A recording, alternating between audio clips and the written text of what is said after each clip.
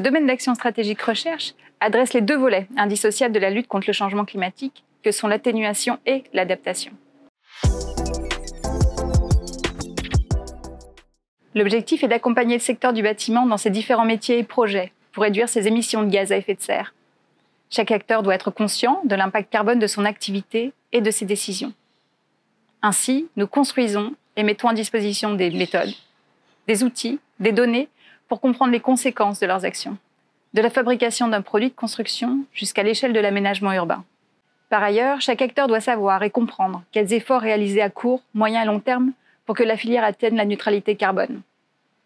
Nous traduisons les objectifs politiques, tels que ceux de la SNBC, en objectifs techniques et opérationnels. Par exemple, nous aidons les bailleurs à élaborer des plans d'action de rénovation qui respectent les objectifs de réduction des émissions de gaz à effet de serre.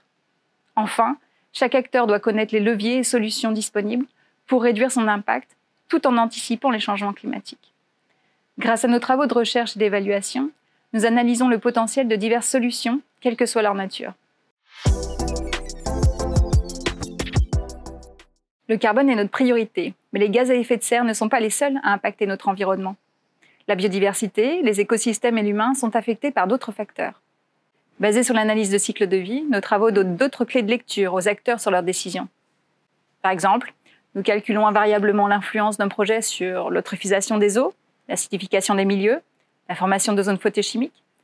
Nous prenons également en compte la consommation de ressources naturelles, la production de déchets.